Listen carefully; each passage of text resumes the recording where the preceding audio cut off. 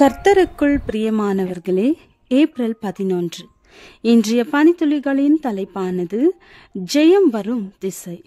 வசனம் சங்கீதம் 75வது அதிகாரம் 6வது வசனம். கிழக்கிலும் மேற்கிலும் வனாந்தர திசையிலும் இருந்து ஜெயம் வராது. வேதத்தில் மொத்தம் 150 சங்கீதங்கள் இருக்கின்றன. இதிலே தாவீது எழுதின சங்கீதங்கள் 73.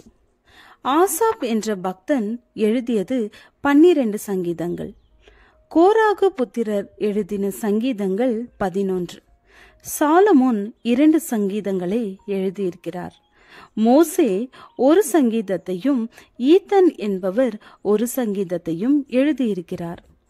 அறியப்படாத ஆக்கியோன்களினால் எழுதப்பட்ட 50 சங்கீதங்களும் வேதத்தில் உண்டு.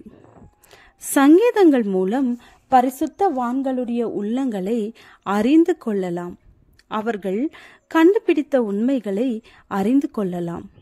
நிறைய ஆவிக்குரிய காரியங்களை அறிந்து கொள்ள முடியும். இஸ்ரவேல் ஜனங்களுக்கு விரோதமாய் எதிரிகள் புறப்பட்டு வரும்போது தங்கள் அருகிலுள்ள மற்ற தேசங்கள் வந்து தங்களுக்கு உதவி செய்யாதா என்று அவர்கள் ஆவலுடன் எதிர்பார்த்தார்கள். கிழக்கில் இருக்கிற எகிப்திலிருந்து உதவி வராதா? மேற்கே இருந்து உதவிக்கு யாராவது குதிரை படைகளை அனுப்பி தரமாட்டார்களா என்றெல்லாம் எண்ணி ஏங்கி கண்பூத்து போனதே தவிர யாரிடத்திலிருந்தும் எந்த உதவியும் வரவில்லை.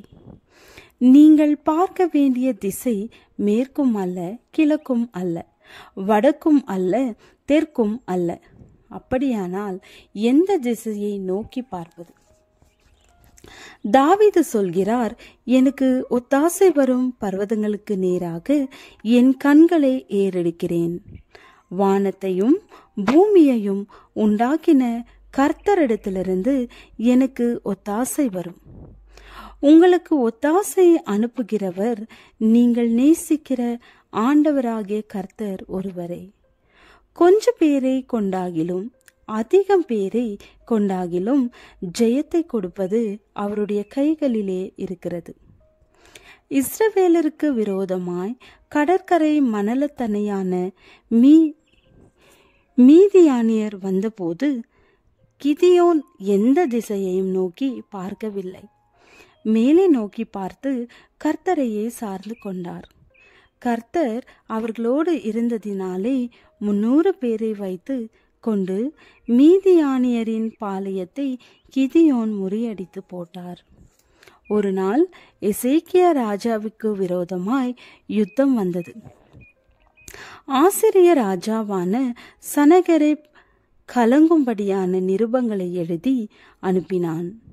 இவ்வளவு பெரிய அசீரியரின் யுத்த வீரர்களை எப்படி மேற்கொள்வது?